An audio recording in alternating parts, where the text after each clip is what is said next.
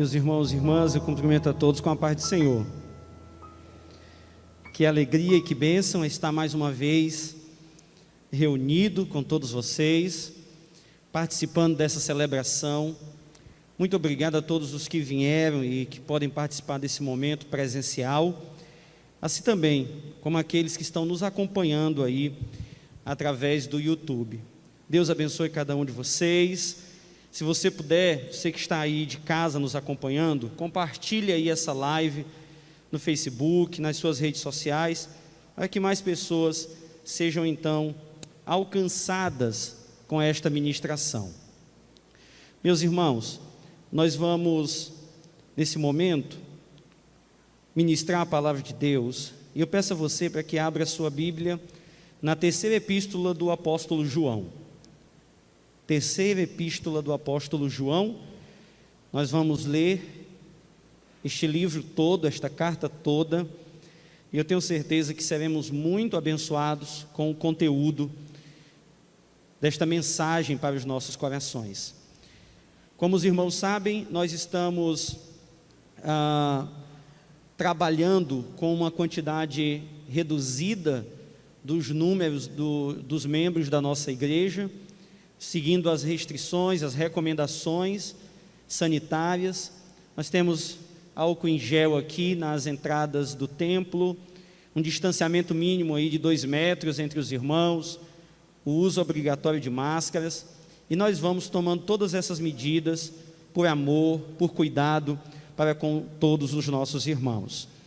Nós estamos também, você que está nos assistindo aqui pela primeira vez, os irmãos que estão nos acompanhando também, nós estamos em uma série de mensagens nas epístolas de João. O título dessa série de mensagens é A Doutrina, o Amor e a Vida. A Doutrina, o Amor e a Vida, com base nos 3 testes que João faz nas suas cartas. Muito bem, nós passamos da primeira carta, passamos da segunda carta, e agora estamos na terceira e última carta, encerrando também esta série de mensagens. O sermão da noite, meus irmãos, tem por tema 4 homens e o Evangelho. 4 homens e o Evangelho. Terceira de João, nós vamos começar a ler. Eu peço que você nos acompanhe em nome de Jesus. A palavra do Senhor Deus diz assim: o presbítero ao amado Gaio, a quem, na verdade, eu amo. Amado, desejo que te vá bem em todas as coisas e que tenhas saúde, assim como bem vai a tua alma. Porque muito me alegrei quando os irmãos vieram e testificaram da tua verdade, como tu andas na verdade. Não tenho maior gozo do que este, o de ouvir que os meus filhos andam na verdade. Amado, procedes fielmente em tudo o que fazes para com os irmãos e para com os estranhos, que em presença da igreja testificaram do teu amor, aos quais, se conduzires como é digno para com Deus, bem farás, porque pelo seu nome saíram, nada tomando dos gentios. Portanto, aos tais devemos receber, para que sejamos cooperadores da verdade. Tenho escrito à igreja, mas Diótrefes, que procura ter entre eles o primado, não nos recebe. Pelo que, se eu for, trarei à memória as obras que ele faz, proferindo contra nós palavras maliciosas, e não contente com isto, não recebe os irmãos, e impede os que querem recebê-los, e os lança fora da igreja. Amado, não sigas o mal, mas o bem. Quem faz bem é de Deus, mas quem faz mal não tem visto a Deus. Todos dão testemunho de Demétrio, até a mesma verdade, e também nós testemunhamos, e vós bem sabeis que o nosso testemunho é verdadeiro. Tinha muito que escrever, mas não quero escrever-te com tinta e pena. Espero, porém, ver-te brevemente e falaremos de boca a boca. Paz seja contigo. Os amigos te saúdam. Saúda aos amigos pelos seus nomes. Amém e amém. Senhor, fala conosco por meio da tua palavra. Senhor, que esta palavra, ela atinja os nossos corações, provoque em nós, Pai, transformação, provoque em nós mudança, que nós possamos, Pai, hoje ouvir a tua voz por meio da tua santa e poderosa palavra. Assim nós oramos, em nome de Jesus. Amém e amém. Meus irmãos,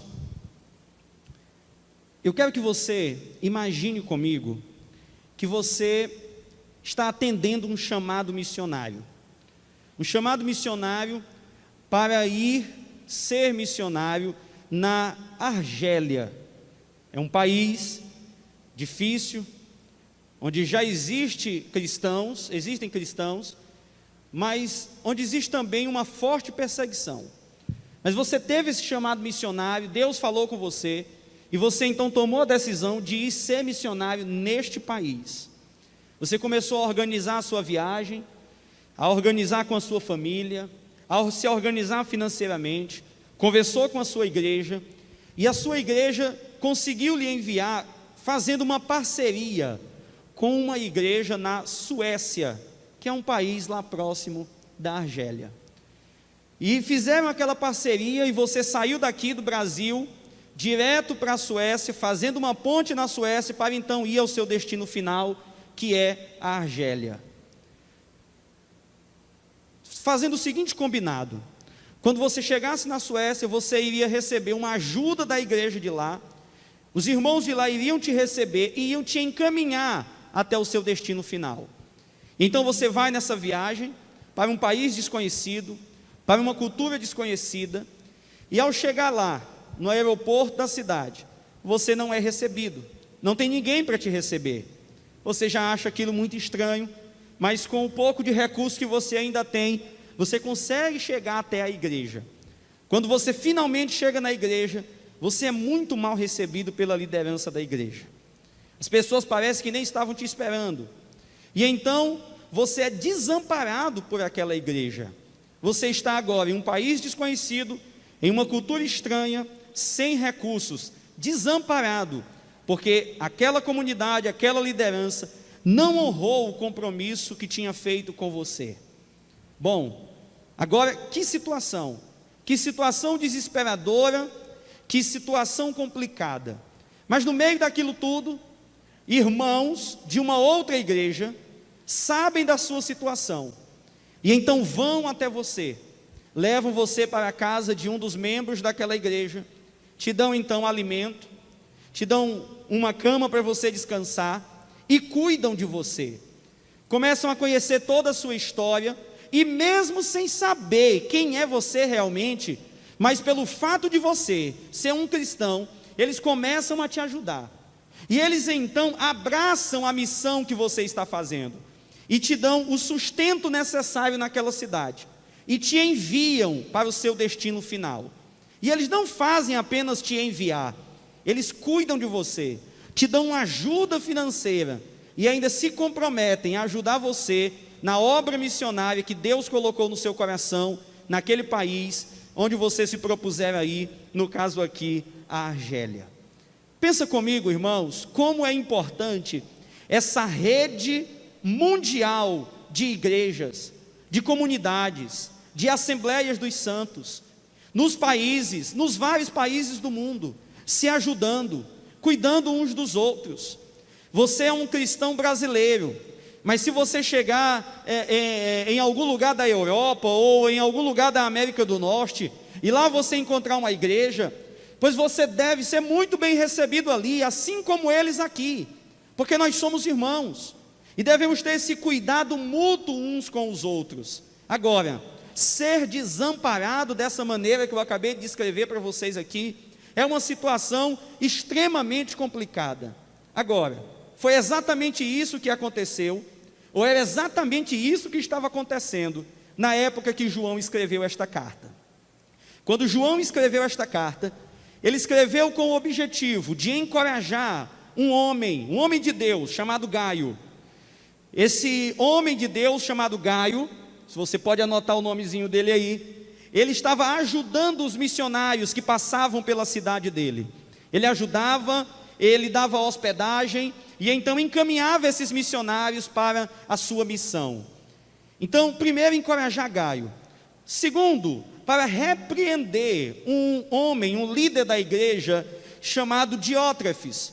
Esse homem era um líder que infelizmente estava nessa posição de liderança e não queria trabalhar com o apóstolo João, estava se insurgindo contra a autoridade apostólica e não cuidava dos missionários, não cuidava dos irmãos.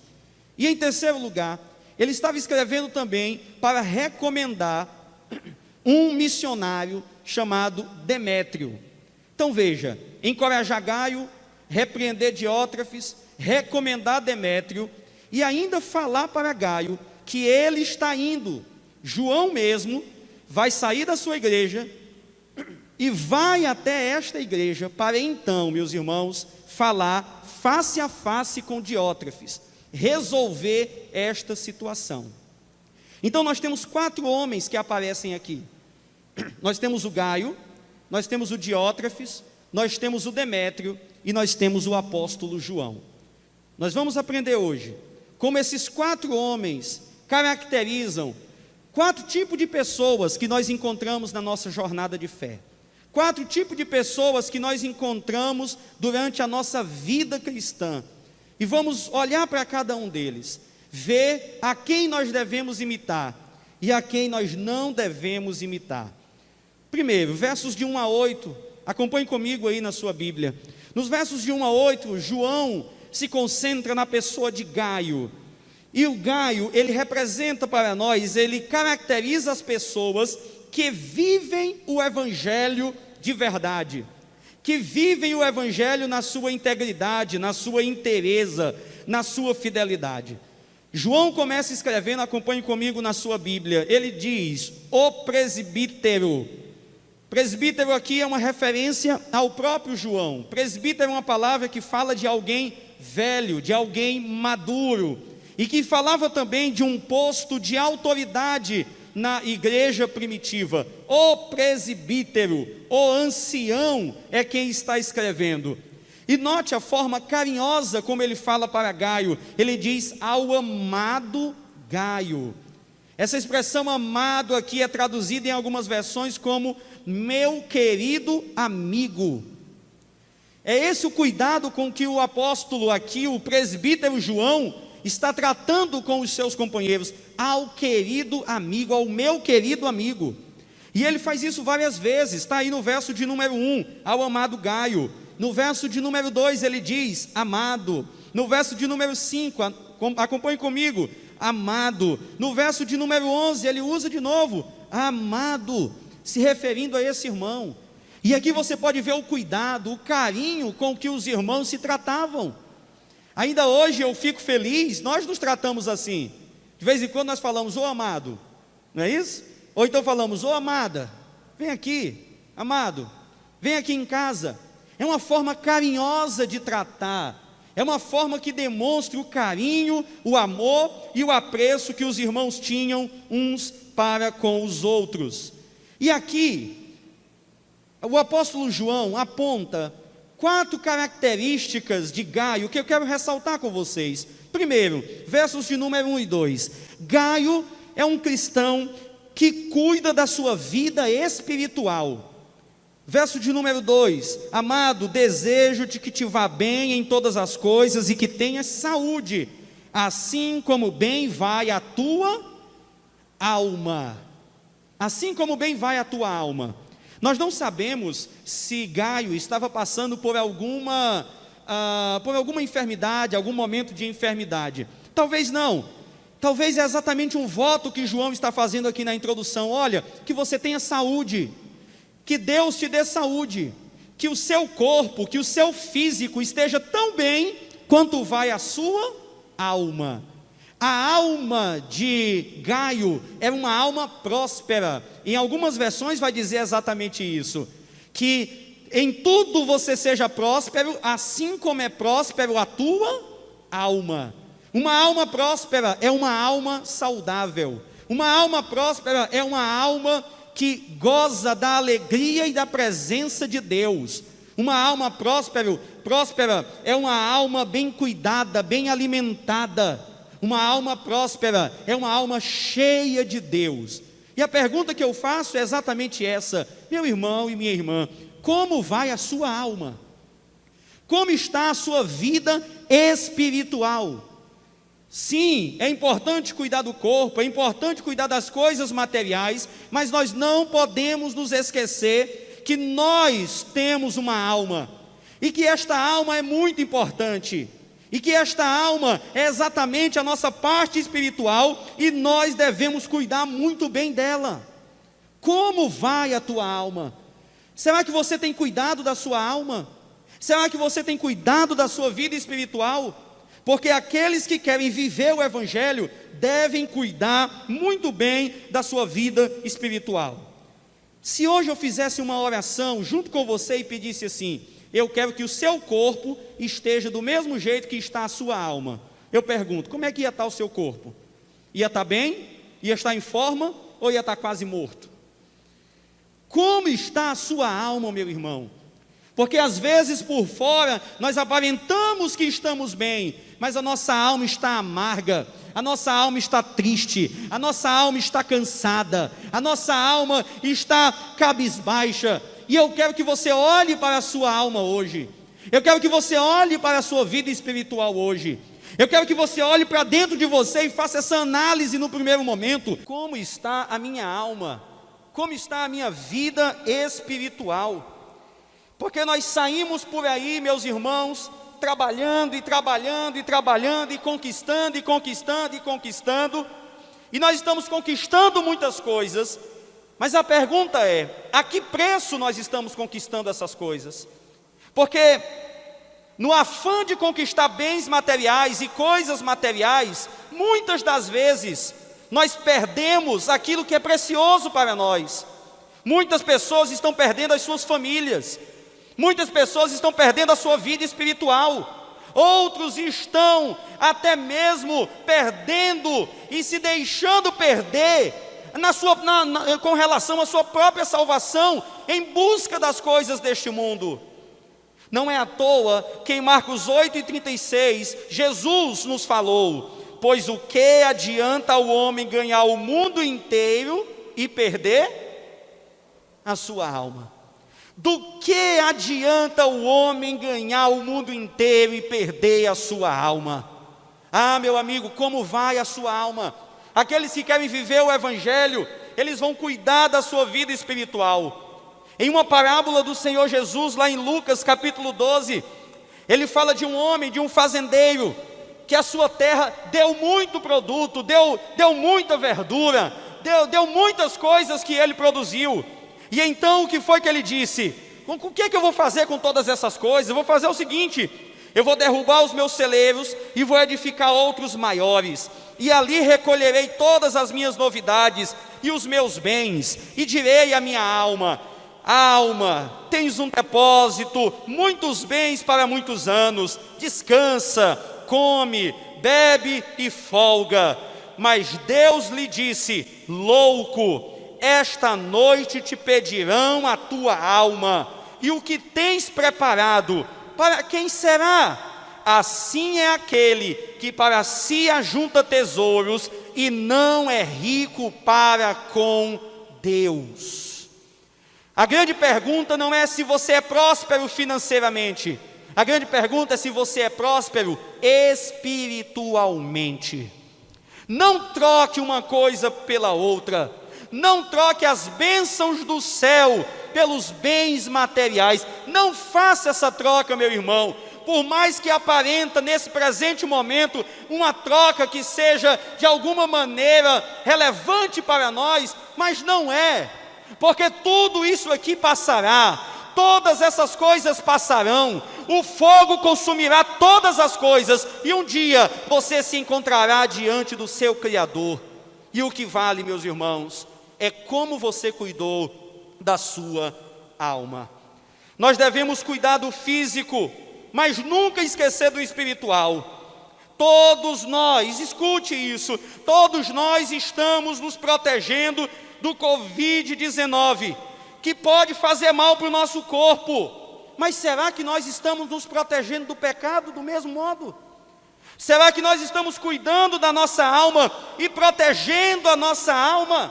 Lembre-se que o coronavírus faz mal ao corpo e o pecado faz mal à alma. Por isso, meu filho e minha filha, proteja a sua alma, guarde a sua alma, cuide da sua alma, alimente a sua alma, exercite a sua alma. Nós precisamos que a nossa alma seja uma alma próspera, uma alma abençoada, uma alma cheia de Deus. Segundo, Gaio, ele é alguém também que, além de cuidar da sua vida espiritual, versos 3 a 4, ele anda na verdade. Isso é tão certo que nos versos 3 e 4, João vai repetir isso. Olha o verso de número 3, ele diz: porque muito me alegrei quando os irmãos vieram e testificaram da tua verdade, como tu andas na verdade. Não tenho maior gozo do que este, o de ouvir que os meus filhos, aí ele repete, andam na verdade. Andar na verdade, meus irmãos, é viver de acordo com a verdade. Gaio não era o homem que apenas falava do Evangelho. Gaio era o homem que vivia de acordo com o Evangelho. Ele vivia de acordo com aquilo que ele cria, de acordo com aquilo que ele pregava. Não era algo apenas teórico. Ele andava na verdade, ele caminhava no Evangelho, ele vivia o Evangelho. Ele vivia de acordo e de modo digno ao Evangelho. É assim que nós devemos viver. Se nós cremos que fomos salvos, pois temos que viver como salvos. Se nós cremos que somos filhos de Deus, pois temos que viver como filhos de Deus. Se nós cremos que fomos perdoados, pois temos que viver como pessoas perdoadas e lavadas pelo sangue do Cordeiro de Deus. Nós temos que andar na verdade. E aqui João, no verso de número 4, diz algo que é muito precioso. Ele diz: não tenho maior alegria, não tenho maior gozo do que este de ouvir que os meus filhos andam na verdade. João trata Gaio como se fosse filho dele. E ele diz: a minha maior alegria, Gaio, é ouvir que os meus filhos andam na verdade. Esta deve ser a maior alegria de todo pai. João está fazendo aqui exatamente uma analogia. Esta deve ser a maior alegria de todo pai, é saber que os seus filhos andam na verdade. A maior alegria de todo pai não deve ser quando o filho casa, não deve ser quando o filho se forma. A maior alegria de todo pai é em saber que o filho anda na verdade e que é um crente salvo pelo sangue de Jesus. Esta deve ser a nossa maior alegria. Do mesmo modo, a nossa maior alegria deve ser quando nós estamos vendo os nossos irmãos andando na verdade, os nossos irmãos prosperando espiritualmente. Nós não podemos ter inveja do sucesso, do progresso e da prosperidade espiritual dos nossos irmãos. Nós não podemos ter inveja, nós devemos nos alegrar. Se o meu irmão está pregando, se o meu irmão está cantando, se o meu irmão está amadurecendo espiritualmente, louvado seja Deus, eu me alegro.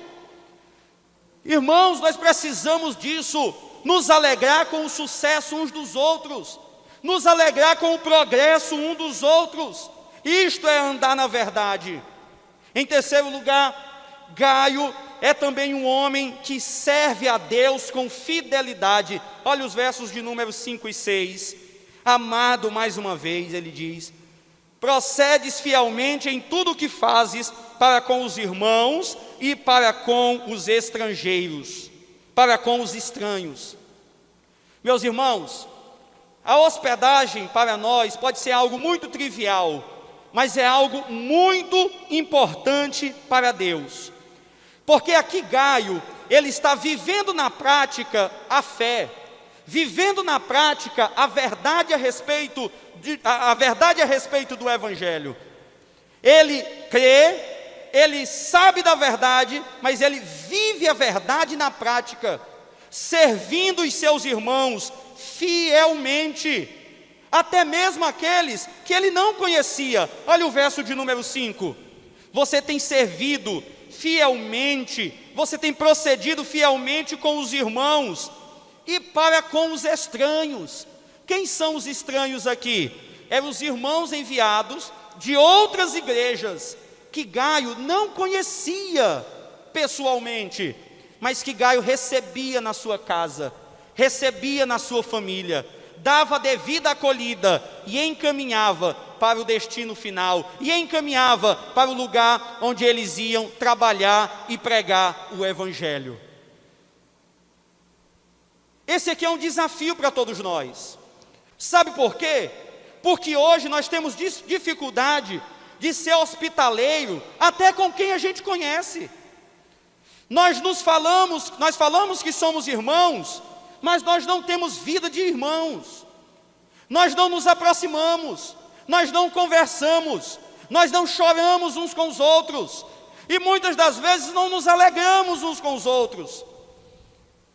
E Gaio aqui, meus irmãos, está dando a lição para nós, porque ele acolhe, ele cuida, não só daqueles que ele conhece, mas inclusive daqueles que ele nem conhece, daqueles que são estranhos para ele, seguindo assim a recomendação que está lá em Hebreus 13:2, que diz assim: não vos esqueçais da hospitalidade, porque por ela alguns, não o sabendo, hospedaram anjos. Essa é a palavra do Senhor. Pessoas que abrem a porta da sua casa para ajudar os missionários de Deus, para ajudar os obreiros do Senhor, para ajudar aqueles que estão precisando de algum tipo de ajuda. E Gaio está fazendo exatamente isso. Ele serve fielmente, ele está disposto a ajudar, ele é alguém com quem as pessoas podem contar, ele é o servo fiel.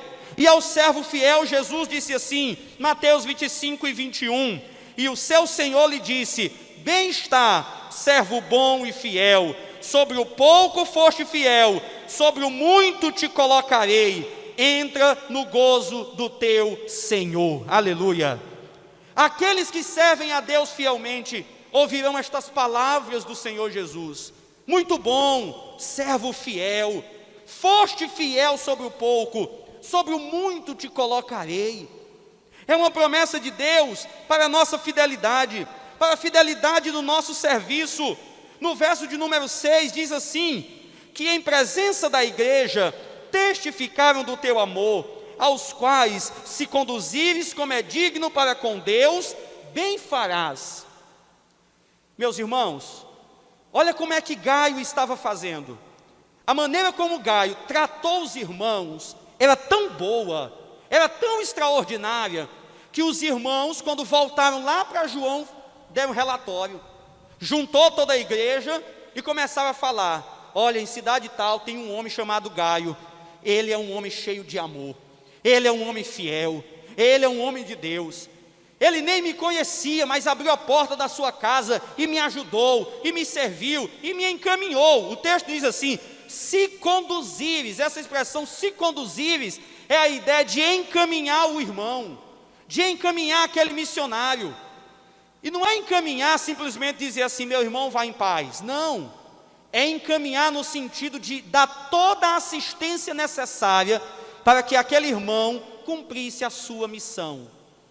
Olha a obra missionária caminhando aqui, olha a obra missionária se desenvolvendo aqui. A obra missionária, meus irmãos, não foi feita por grandes agências missionárias. A obra missionária foi feita com o amor de cada irmão e de cada irmã, cheio do Espírito Santo, cheio da graça de Deus, que ajudava, que recebia, que contribuía e que enviava os missionários para o campo missionário.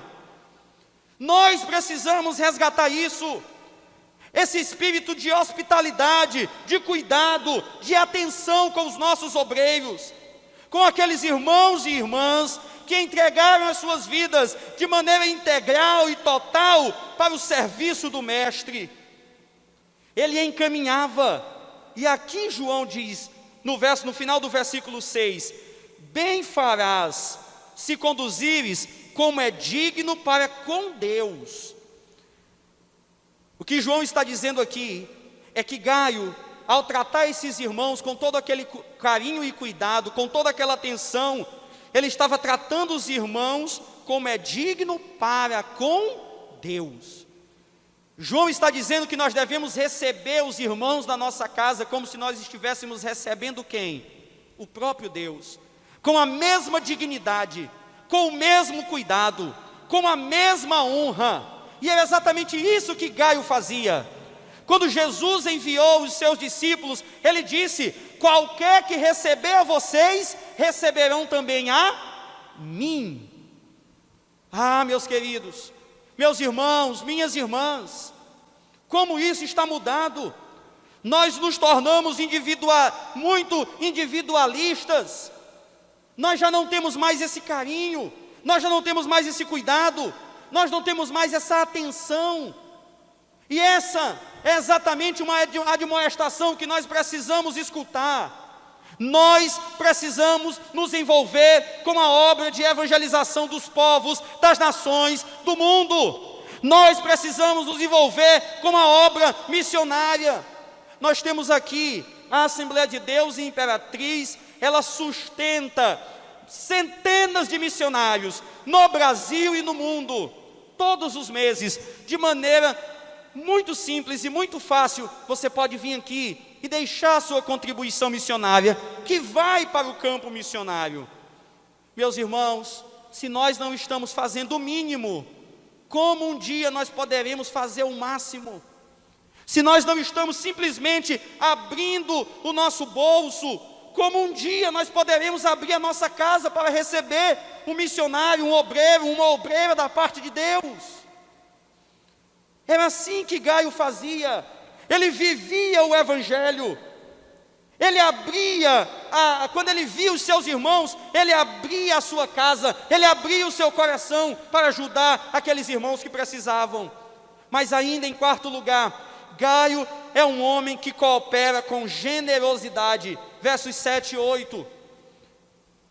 Esses missionários, eles saíram, porque pelo seu nome saíram, nada tomando dos gentios.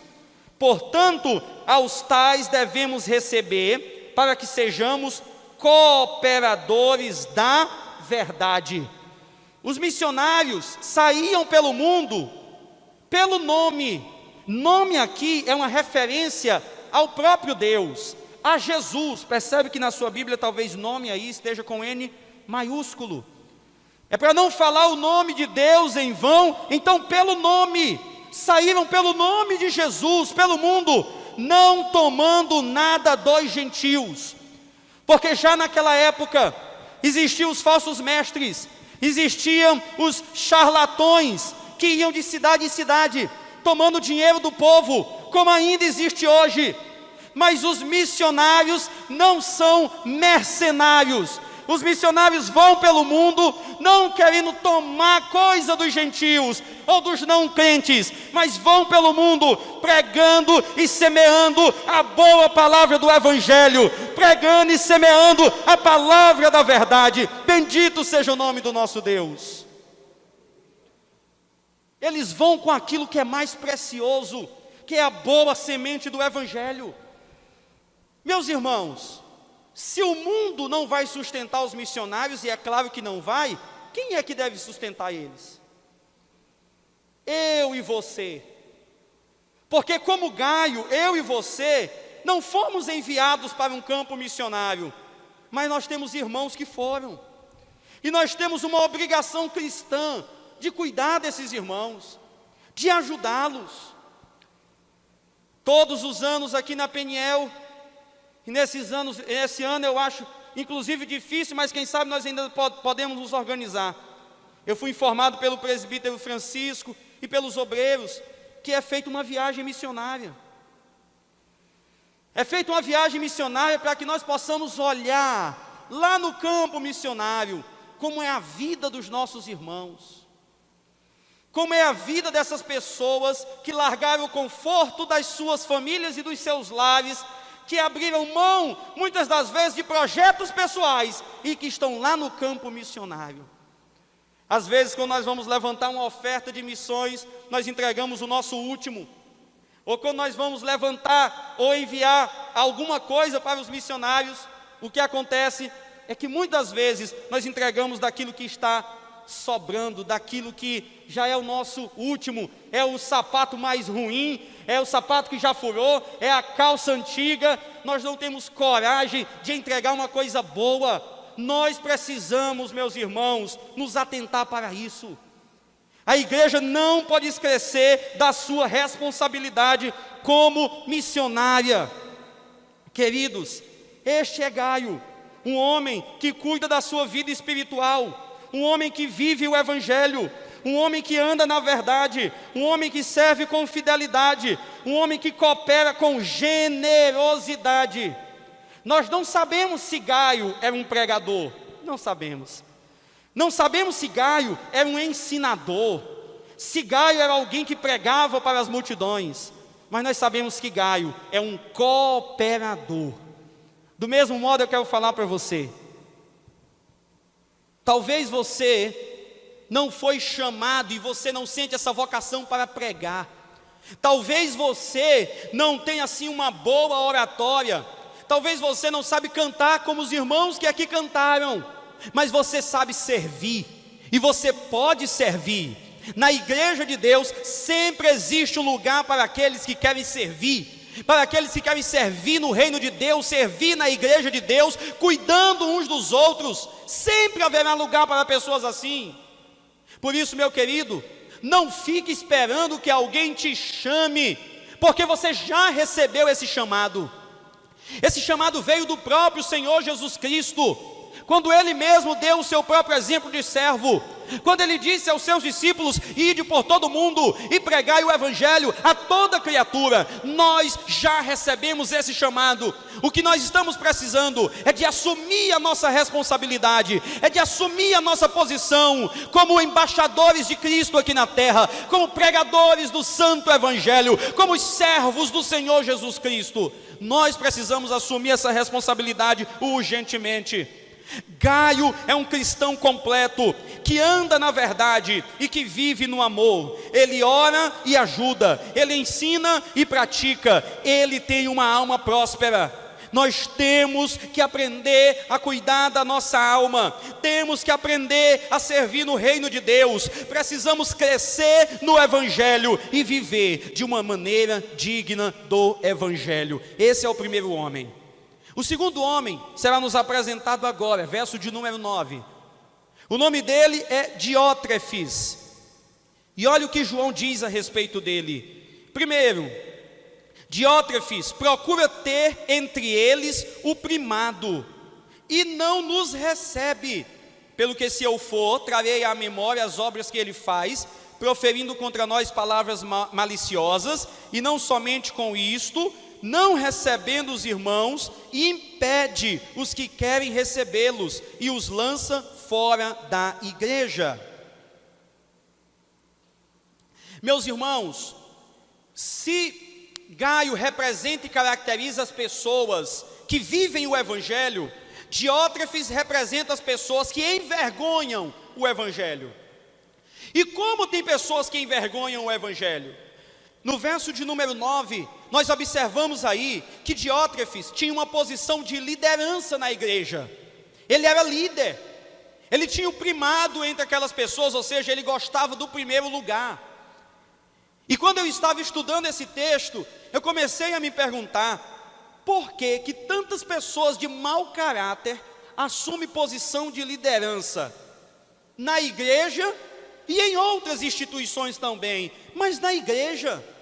Por que que pessoas que são pessoas de mau caráter, são pessoas más, elas assumem posição de liderança na igreja?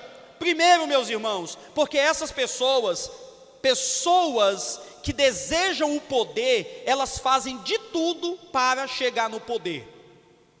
Pessoas que amam o poder e que amam também o dinheiro, fazem de tudo para estar no topo. E depois que elas estão no topo, elas fazem de tudo para não sair de lá. inclusive revelam as suas reais intenções, revelam, desculpa aqui a palavra, mas são pessoas que tiram a máscara e revelam quem realmente são, quando estão numa posição de poder. Alguém já disse que se você quiser saber quem de fato é um homem ou uma mulher, dê poder para essa pessoa e você verá quem realmente aquela pessoa é. Mas sabe por que também que pessoas de mau caráter assumem posição de liderança na igreja? É porque, meus irmãos, as pessoas de bom caráter se omitem da responsabilidade. Pessoas boas, pessoas dignas, pessoas que estão querendo viver o evangelho, mas quando são chamadas para uma posição de liderança na igreja, logo recuam. E essa é uma chamada para você mesmo, meu irmão, para você mesmo, minha irmã.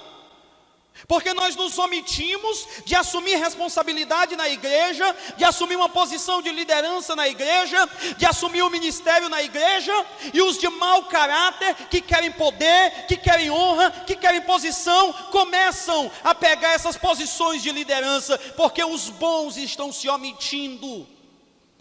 E eu quero chamar você hoje, não se omita do chamado de Deus para a sua vida. Não se afaste daquilo que Deus, ou para aquilo que Deus está lhe chamando. Se o Senhor está te conduzindo para uma posição de liderança na igreja, para uma posição de serviço na igreja, pois assuma esta responsabilidade, meu filho. Assuma esta responsabilidade, minha filha. Não existe tempo, não existe idade, não existe nem mesmo alguma capacitação necessária para que você assuma essa responsabilidade, porque uma vez que Deus está te chamando, o Deus que chama é também o Deus que capacita, é também o Deus que dá graça, é também o Deus que dá poder. Aleluia! Que esta palavra o Espírito Santo esteja levando para o teu coração agora. Não se omita das responsabilidades que Deus está colocando diante de você. Caso contrário, uma pessoa de mau caráter, uma pessoa de má fé, assumirá. Porque, meus irmãos, os hipócritas, os homens maus, os maus obreiros, eles têm aparência de piedade, é o que vai dizer o apóstolo Paulo, escrevendo a Timóteo. Eles têm aparência de piedade. O que é aparência de piedade? Parecem gente boa, parecem santos, mas não são. Estão usando máscaras, e no momento em que assume o poder, as máscaras começam a cair. Olha as características aqui de Diótrefes. Primeiro, ele é um homem que ama mais a sua reputação do que ama a Cristo. Verso de número 9, que procura ter entre eles o primado. Essa expressão aqui, que procura ter entre eles o primado, é porque Diótrefes queria ser sempre o primeiro, queria sempre estar na posição de liderança, queria sempre estar mandando, queria sempre ser servido, queria sempre ser honrado. Diótrefes estava buscando a honra dos homens. Ele amava a sua reputação, ele amava quando as pessoas falavam bem dele. São assim também pessoas que envergonham o evangelho. Pessoas que envergonham o evangelho estão mais preocupadas com a sua reputação, estão mais preocupadas com a sua posição do que com Jesus Cristo e com a honra de Jesus Cristo. Mas aqueles que querem servir fielmente vão dizer: importa é que ele cresça e eu diminua, importa é que o nome de Jesus apareça e o meu desapareça. Mas pessoas que querem e que envergonham o evangelho são pessoas que se colocam sempre em primeiro lugar, querem ser honradas, querem receber o tapinha nas costas, querem o tempo todo que o seu nome seja lembrado. Meus irmãos, este é o exato oposto de Cristo, porque Cristo, diz o apóstolo Paulo escrevendo aos Filipenses, não tomou por usurpação o ser igual a Deus, antes esvaziou-se a si mesmo, tomando a forma de servo, fazendo-se semelhante aos homens e sendo obediente até a morte, e morte de cruz. Ah, meus irmãos, que coisa mais horrenda é quando os homens querem ser senhores, quando o próprio Jesus foi servo. Ele foi servo, E nós devemos seguir as pegadas do nosso mestre, sendo servos também. Uma segunda característica daqueles que envergonham o evangelho, além de amarem a sua reputação mais do que a Cristo, está aí no verso de número 9. Ele diz, João está dizendo para Gaio, que Diótrefes não o recebe, não recebe a sua carta. Isso significa que ele não aceita repreensão. Pessoas que envergonham o evangelho são pessoas que não aceitam repreensão. E Diótrefes não recebia repreensão, não aceitava repreensão.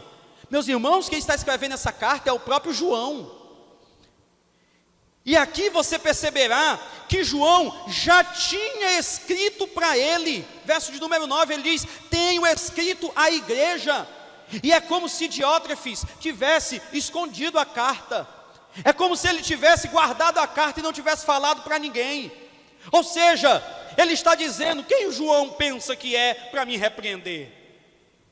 Ele não aceita repreensão, ele não aceita ser repreendido, ele não aceita ser chamado à atenção, ele se acha melhor do que todo mundo, ele se acha uma pessoa que, se ele for repreendido, é uma humilhação grande demais, porque está ferindo a sua honra.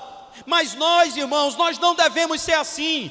Se nós estamos errados, pois graças a Deus, e que se levante homens e mulheres que possam nos repreender em amor, em cuidado, na verdade, para que nós possamos nos levantar e andar na verdade, porque se não formos repreendidos, permaneceremos no erro. Pessoas que envergonham o evangelho não gostam de ser repreendidas. Isso acontece direto. O irmão começa a tomar uma atitude que não condiz com o evangelho, a irmã começa a tomar uma atitude que não condiz com o evangelho, aí lá vai o pastor falar com ele, ou falar com ela, com todo cuidado, com todo carinho. O pastor já vai com medo de perder a ovelha já, vai falando com cuidado, com carinho, e quando o pastor termina de falar, pensando que fez algo, a pessoa se levanta, com raiva. Quem o senhor pensa que é para me repreender? O senhor nunca ouviu dizer que a gente não deve julgar os outros? Só sabe citar o versículo, a Bíblia fora de contexto. É igual Satanás, só cita a Bíblia fora de contexto e como lhe convém. Não é assim, meus irmãos. Nós precisamos ter um espírito humilde para receber as repreensões. Terceiro lugar, pessoas que envergonham o evangelho são pessoas que atacam outras com palavras maliciosas e mentirosas. Verso de número 10. Além de não se submeter a João, o que Diótrefes começou a fazer? Ele começou a semear contenda na igreja. Pessoas que envergonham o evangelho são semeadores de contenda, criam brigas. Olha o verso de número 10, diz assim: proferindo contra nós palavras mentirosas. Semeador de contenda.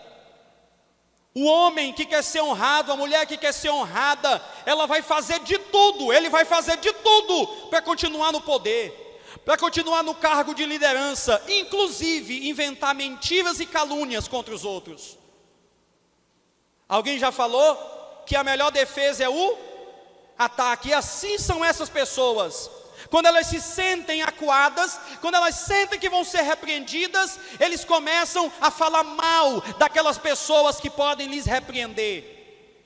Não é incomum você ver uma pessoa que saiu de uma igreja, e se você for conversar com ela, ele vai dizer que ninguém presta naquela igreja. Ninguém presta naquela igreja, ô povo sem amor, ô povo que não cuida de ninguém, eu fui desamparado, eu deixei de ir e ninguém me visitou. Uma conversa de 5 minutos você percebe que só ele presta e mais ninguém presta. São assim esse tipo de gente que envergonha o evangelho e que usa de todos os artifícios para se manter no poder, para manter a sua supremacia. Mas ainda, meus irmãos, pessoas que envergonham o evangelho são pessoas que não fazem o bem. Verso de número 10 ainda, ele diz assim: e não contente com isto, não recebe os irmãos. Diótrefes não recebia os missionários que iam passar por aquela cidade. Ele representa, na história que eu contei no primeiro momento, aquela igreja que não recebeu o missionário. e que deixou o missionário desamparado. São assim as pessoas que envergonham o evangelho. Elas não fazem o bem, elas não gostam de fazer o bem. Queridos, que tempo é esse que nós estamos vivendo? De pessoas que não gostam de fazer o bem, de pessoas que veem o outro sofrendo, que veem a necessidade e que podem ajudar, mas que não ajudam. E Diótrefes vai além, porque além de ele não fazer o bem, ele impede quem quer fazer. Pessoas que envergonham o evangelho são assim. Elas não fazem o bem, e elas ainda impedem aquelas pessoas que querem fazer o bem de fazer. Veja no verso 10, ele diz: e impede os que querem recebê-los, e os lança fora da igreja. Esse é o Diótrefes. Ele não faz o bem e impede aquelas pessoas que querem fazer o bem. Diótrefes representa aquelas pessoas que quando você reúne na igreja e diz assim: meus irmãos, vamos fazer uma viagem missionária, meus irmãos, vamos construir aqui um prédio melhor para a igreja, meus irmãos, vamos levantar aqui uma oferta para ajudar a igreja tal. Diótrefes representa aquela pessoa que nem oferta, que não ajuda e que ainda fica cochichando. Tu vai ajudar? Rapaz, isso aí é tudo pro bolso do pastor, rapaz, larga de ser besta. Tu está pensando o quê? Isso aqui eles querem tomar dinheiro da gente. Ele não faz e ainda impede os outros de fazerem com palavras mentirosas e maliciosas. Meus irmãos, Deus nos livre do Diótrefes. Deus nos livre de pessoas assim. Porque se Deus tem os seus missionários e envia os seus missionários para o mundo, Satanás envia os seus missionários para dentro da igreja. Satanás tem seus emissários dentro da igreja, que estão causando confusão, que pervertem a fé dos mais fracos, que estão falando coisas horrendas, que se levantam em rebeldia. Ele tem enviado essas pessoas, e hoje nós devemos examinar o nosso coração, meus irmãos, porque Diótrefes, ele é o contrário de Gaio. Gaio é um homem com uma alma próspera, Diótrefes é um homem com uma alma miserável, uma alma acabada, uma alma orgulhosa, uma alma cheia de feridas. Como tem pessoas que se levantam para envergonhar o evangelho, até mesmo nos cargos de liderança das igrejas, como nós estamos vendo aqui. Percebe que João, ele não está falando da teologia de Diótrefes, ele não está falando que Diótrefes estava ensinando uma coisa errada. O problema de Diótrefes não é que ele não sabe, o problema de Diótrefes é que ele não vive o que ele prega, ele não vive o verdadeiro evangelho. É alguém que tem aparência de piedade, mas no fundo é um lobo devorador. Nesta noite, eu e você, nós precisamos olhar para o nosso coração e ver, meus irmãos, se não tem um pouco de Diótrefes dentro do nosso coração, se não tem um pouco de orgulho dentro do nosso coração, se não tem malícia dentro do nosso coração, se não tem inveja dentro do nosso coração. Nós temos que olhar para a nossa alma e tirar da nossa alma a inveja, a malícia, a raiva, as acusações. Nós temos que tirar do nosso coração as ações impuras, os pensamentos maus, e nós temos que pedir: Senhor, purifica minha alma. Eu não quero me parecer com este homem, eu não quero ser uma pessoa assim. Nós precisamos olhar para a nossa alma, porque o nosso coração é enganoso. Muitas das vezes, se você não tomar cuidado, nasce uma raiz de inveja no seu coração. Se você não tomar cuidado, ligeirinho você está falando mal de um irmão que está fazendo um trabalho na casa de Deus, porque você não foi chamado, porque você não foi colocado lá também. Nós devemos vigiar, porque o espírito de Diótrefes está vivo e bem vivo ainda hoje, buscando poder, buscando status dentro da igreja, buscando se promover no meio do povo de Deus. E como eu disse, repito aqui para vocês, nós não estamos aqui para promover o nome do pastor, nós não estamos aqui para promover o nome da denominação, nós não estamos aqui para promover o nome da tradição, nós estamos aqui para promover o nome santo, bendito de Jesus Cristo de Nazaré. A Ele honra, glória para todos sempre, amém e amém, aleluia. Uma outra coisa que eu quero falar para você, meus irmãos, é que pelo que nós já estudamos aqui até agora, já vimos aqui até agora, é que numa mesma igreja pode existir Gaio e pode existir Diótrefes. Pode existir pessoas que vivem o Evangelho e pode existir também pessoas que envergonham o Evangelho. Em princípio, para você, o que eu quero falar é que não existe igrejas perfeitas. Não existe igrejas perfeitas, porque não existe pessoas perfeitas. Não existe homens e mulheres perfeitos. Agora eu digo uma coisa para os senhores e para as senhoras: nós podemos não ser perfeitos, e eu sei que nós não somos perfeitos, temos falhas, nós erramos, mas nós estamos procurando ser fiéis àquilo que Jesus nos chamou. Nós estamos procurando obedecer à palavra de Deus, porque tem muita gente que fica querendo uma igreja perfeita, e a esses eu quero falar para você: no dia que você encontrar uma igreja perfeita, não entre nela, porque senão você vai estragar, porque você não é perfeito. Nós ficamos na igreja cheios de orgulho. Meu Deus, esse pastor não prega. Meu Deus, esses irmãos não sabem cantar. Meu Deus, que organização. E a isso, e aquilo outro. Nós só conseguimos encontrar erros. Será, meus irmãos? Será que não existe nada de bom? Será que não existe nada bem feito? Nós precisamos repreender essa visão pessimista que existe da igreja nos dias de hoje. Porque, meus irmãos, se existe um Diótrefes, mas existe centenas de milhares de homens e de mulheres comprometidos com o Evangelho, que vivem a verdade, que amam a verdade, aleluia. Nós não podemos generalizar, nós não podemos tomar o todo pela parte. E muitas das vezes nós estamos tomando todo pela parte podre. E se você, meu irmão, é uma daquelas pessoas que só encontra erro em todo mundo, que encontra erro em toda a igreja que você vai, eu quero te convidar para você examinar o teu coração. Porque talvez o erro não está na igreja, não está na comunidade, não está nos irmãos, talvez o erro esteja em você.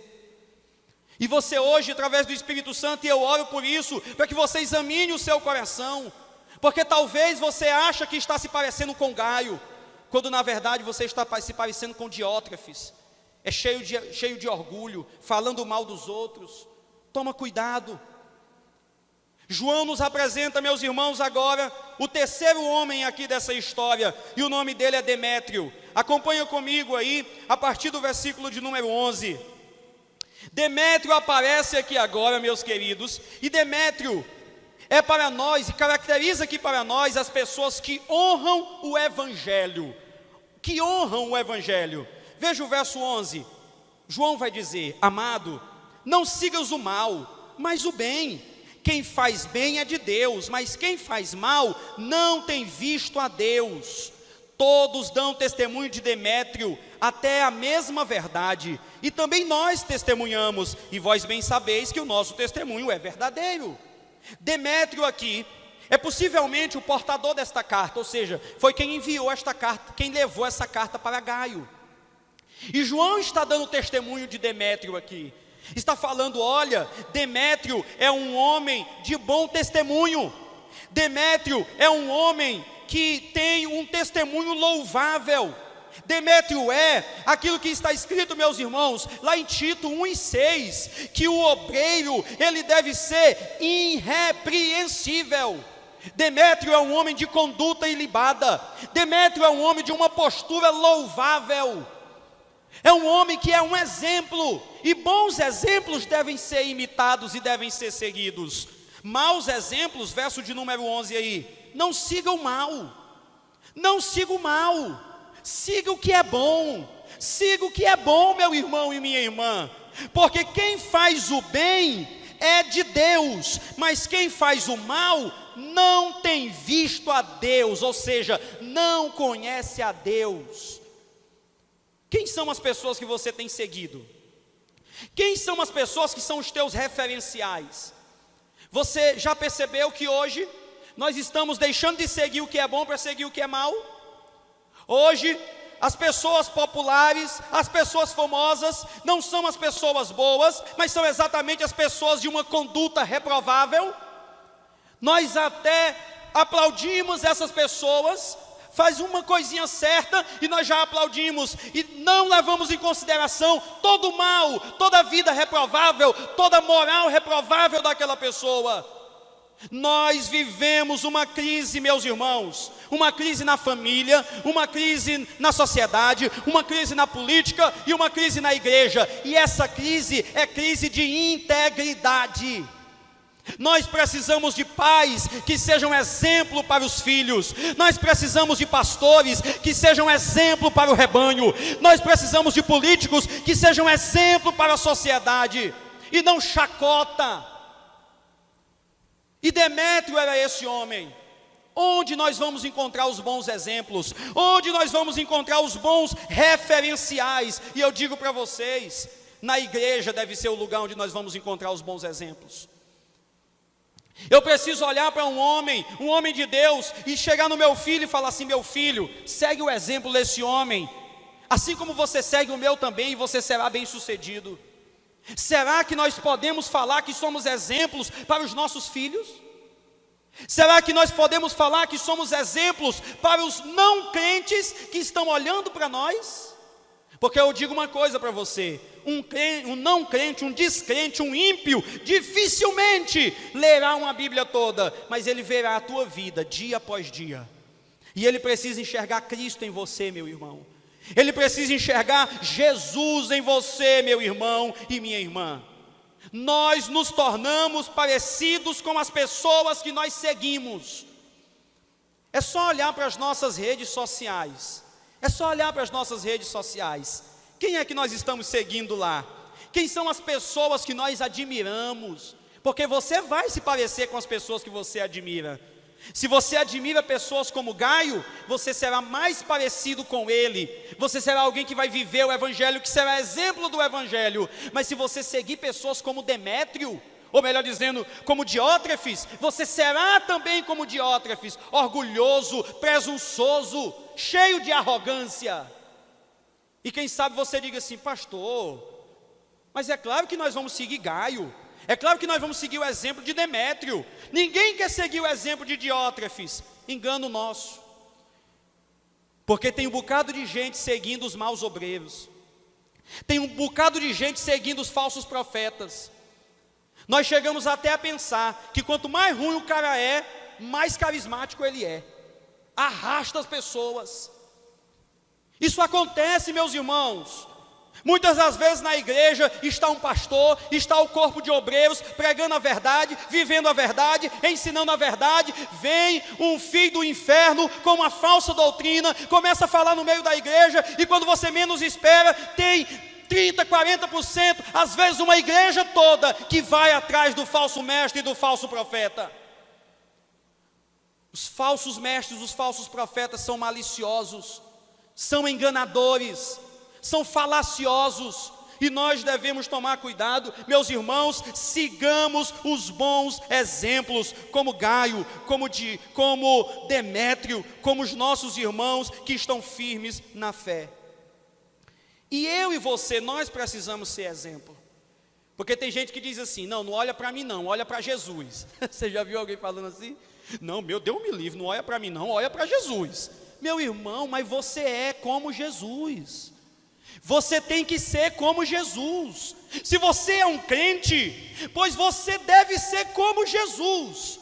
Porque onde nós encontramos Jesus? Nós encontramos Jesus nas páginas da Bíblia e na vida de cada crente que é fiel. Aleluia!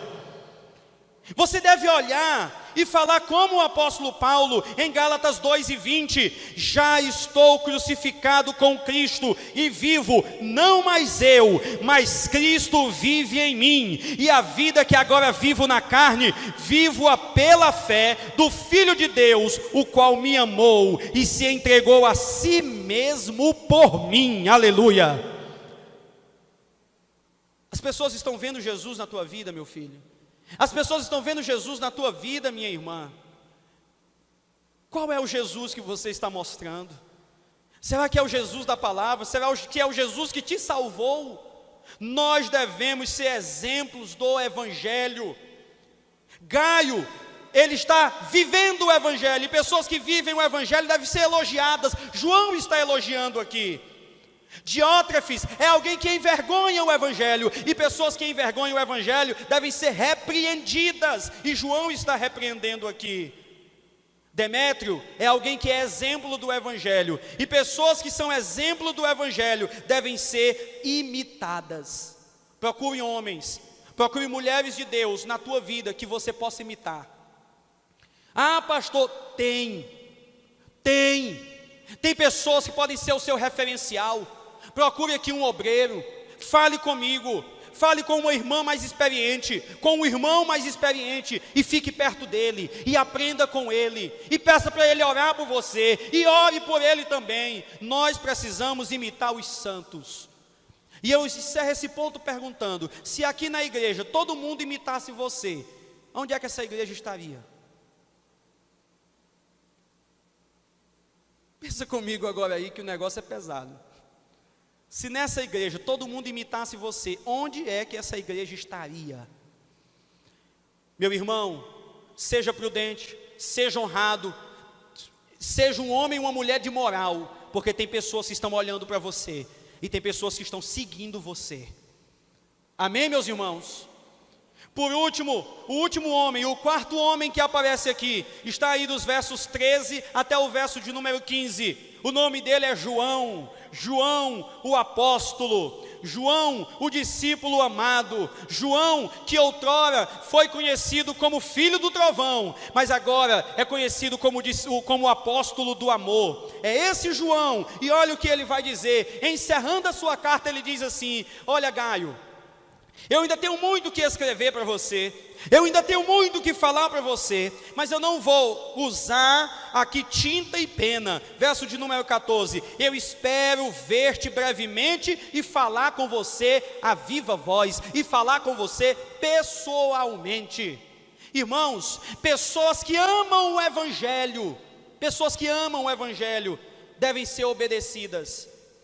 João é alguém que ama o Evangelho, João é alguém que se entregou pelo Evangelho, João é alguém que ouve a voz de Deus. Alguém já falou que onde, meus irmãos, a Bíblia não tem voz, nós não devemos ter ouvidos. Onde a Bíblia não tem voz, nós não devemos ter ouvidos. Nós devemos obedecer? Sim. Nós devemos ouvir? Sim. Nós devemos atender? Sim. Mas nós devemos atender homens cheios do Espírito Santo, mulheres cheias do Espírito Santo, que amem a Deus, que amem o Evangelho. Pessoas que amam a Deus são também pessoas que amam outras pessoas. Olha como é que João começa, versículo de número 1, rapidamente olhe lá. Ele diz: ao amado Gaio, e ele vai repetir isso mais 3 vezes: amado, amado, meu querido amigo. João é um apóstolo que ama as pessoas, que ama as suas ovelhas, e nós precisamos desse amor aqui na Peniel. Já existe, é claro que existe, mas esse amor precisa ser evidenciado, esse amor precisa ser mostrado, esse amor precisa ser concreto. E nesse tempo de distanciamento, nesse tempo de quarentena, ainda mais, nós precisamos, meus irmãos, manter acesa a chama da comunhão. E João trata Gaio com todo respeito, com todo carinho, com toda cordialidade, com todo amor, porque João é apóstolo. Mas como é que ele se apresenta aqui? O presbítero, o ancião, o velho. João não ostenta títulos. Pessoas que amam o Evangelho não ostentam posição, não ostentam títulos. Pessoas que honram o Evangelho ostentam o nome de Jesus, aleluia. Levantam o nome de Jesus, mostram o santo Evangelho. E ele vai dizer que ama Gaio na verdade. Ama Gaio na verdade. E é assim que nós devemos nos amar, na verdade. Irmãos, o que faz aqui com que eu tenha amor por você e você tenha amor por mim, não é porque nós temos a mesma idade, não é porque nós pensamos do mesmo jeito, não é porque nós estamos na mesma cultura, não é porque nós somos do mesmo país. O que faz com que eu te ame e o que faz com que você me ame é que nós cremos na mesma verdade, nós cremos no mesmo Evangelho, nós servimos o mesmo Deus, dentro de nós está o mesmo Espírito, o Espírito Santo de Deus, aleluia. É isso que move os nossos corações. Mas ainda, pessoas que amam o Evangelho como João, são pessoas que gostam de cuidar das outras. Olha o verso de número 15, João diz: paz seja contigo. Paz seja contigo. Shalom. Paz seja contigo. Gaio está enfrentando uma briga. Gaio está enfrentando oposição junto com Demétrio. Está no meio de uma confusão. Mas João aqui está dizendo que é possível ter paz no meio da confusão. É possível ter paz no meio da discussão, no meio da turbulência. E então ele está dizendo: Gaio, paz seja contigo. Aleluia. A luta está grande, a dificuldade está grande, a contenda está grande, mas que a paz de Deus invada o teu coração. Aleluia. Mesmo que não haja motivos para a paz, mas que essa paz de Deus, ela inunde o teu ser. Paz seja contigo, Gaio. E aqui ele vai dizer: os amigos, anote aí, marque isso, os amigos. Os amigos. É a única vez nas epístolas que os cristãos são chamados de amigos. João possivelmente está relembrando das palavras do Senhor Jesus, lá no Evangelho de João, capítulo 15, versículos 13 e 14, quando ele diz: eu chamo vocês de amigos. Chamou os apóstolos e disse isso: eu chamo vocês de amigos. Os amigos te saúdam. Ou seja, o pessoal lá da igreja de João está mandando saudações para Gaio. Aí o que é que João diz? No final do versículo 15: saúda os amigos pelos seus nomes. O que João está dizendo para Gaio é o seguinte: Gaio, eu quero que você leve essa carta e leia essa carta, e você mande minhas saudações a cada um dos crentes, um por um, nome por nome. Isso é importante? É claro que é importante. João está dizendo que que embora nós vivamos numa unidade, essa unidade, ela não oblitera a nossa individualidade. Não é individualismo, mas é individualidade. O Senhor Jesus Cristo, lá no Evangelho de João, capítulo 10, diz que o bom pastor conhece as suas ovelhas pelo nome. Jesus te conhece, meu filho. Jesus te conhece, minha filha. E conhece a mim e a você pelo nome. Nós vimos aqui 4 tipos de pessoas. Gaio, que caracteriza aquelas pessoas que vivem o Evangelho. Pessoas que vivem o Evangelho devem ser elogiadas. Nós vemos aqui Diótrefes, que caracteriza aquelas pessoas que envergonham o Evangelho. Pessoas que envergonham o Evangelho devem ser repreendidas. E João está dizendo que vai repreender Diótrefes pessoalmente. Está dizendo: eu estou escrevendo aí, mas eu estou indo aí para falar com esse homem cara a cara. João é velho, João é de idade, mas João não perdeu o pique, João não perdeu a força, João não perdeu o gás. Meu irmão, quando é que um crente se aposenta? Um crente não se aposenta, meu irmão. É de criança até o mais velho, é o solteiro e o casado, é o que sabe e o que não sabe, todo mundo trabalhando na obra do Senhor e fazendo a obra do Senhor, levando o santo evangelho de Deus. Eu vou aí, vou conversar com esse homem pessoalmente, ele precisa ser repreendido. E nós precisamos ter coragem para repreender em amor aqueles que estão falhando na vida com o Evangelho. Nós vimos aqui Demétrio. Demétrio é um exemplo, e exemplos devem ser imitados. E por último nós vimos aqui João. João é um pastor. João é um pastor que ama. E um pastor que ama as suas ovelhas deve ser obedecido, deve ser honrado, meus irmãos, deve ser ouvido. Porque um pastor que ama as suas ovelhas nunca quer o mal das suas ovelhas, sempre quer o bem. E se pastores humanos, que são maus, que são pecadores, que estão a par da depravação total, podem amar as suas ovelhas, quanto mais aquele grande pastor, aquele pastor poderoso, aquele pastor glorioso, aquele pastor que não erra, que não falha, aquele pastor nos ama de uma maneira extraordinária, e ele sabe o nosso nome. Queridos, nós estamos aqui hoje por causa do nome.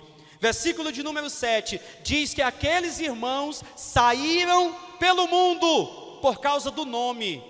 Por causa do nome, aqueles irmãos saíram pelo mundo. Por causa do nome, nós estamos hoje aqui. Por causa do nome, nós cantamos. Por causa do nome, nós pregamos. Por causa do nome, nós ofertamos. Por causa do nome, nós trabalhamos. E que nome é esse, pastor? É Jesus Cristo de Nazaré.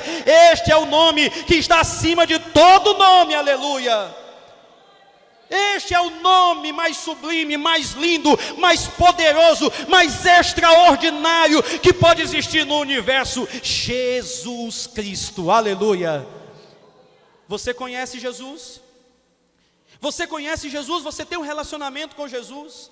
Você que aqui está escutando esse sermão, e você que está ouvindo essa mensagem, eu não sei em que tempo. Se você não conhece Jesus, eu quero te convidar para que você conheça Ele, para que você saiba quem é aquele que tem o nome acima de todo nome, aleluia. Meu irmão, você pode conhecer imperadores, você pode conhecer governadores, você pode conhecer empresários, você pode conhecer reis, mas se você não conhece Jesus, você deixou de conhecer a pessoa mais importante do universo, a pessoa mais importante para a sua vida.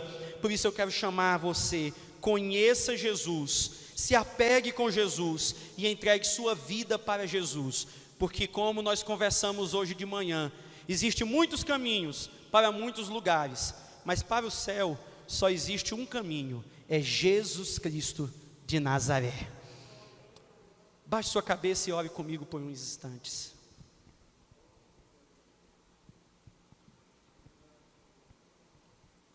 Senhor Deus, a Tua palavra mais uma vez está diante de nós. Ela foi pregada, ela foi exposta, e eu te agradeço, Senhor. Te agradeço por esta rica oportunidade, por esse momento tão precioso, Pai. Eu te peço ainda, Senhor, que apesar das falhas do pregador, essa mensagem, Senhor Deus, alcance os corações, porque eu sei, meu Deus, que o Senhor vai além das nossas falhas, que o Senhor vai além da nossa fraqueza, que o Senhor vai além dos nossos erros. E eu te peço, Deus, que a Tua palavra, Pai, adentre poderosamente nos nossos corações, porque, Senhor, nós queremos ser uma igreja que agrade, Senhor Deus, a Tua presença, que agrade e que honre o Teu santo e eterno nome. Senhor Deus, levanta nesta igreja homens e mulheres comprometidos com a Tua palavra. Senhor Deus, eu te peço, Pai, tira do meio de nós toda frieza espiritual, tira do meio de nós, Senhor Deus, todo descomprometimento. Senhor Deus, trata os nossos corações, Senhor Deus, trata as nossas almas, Senhor.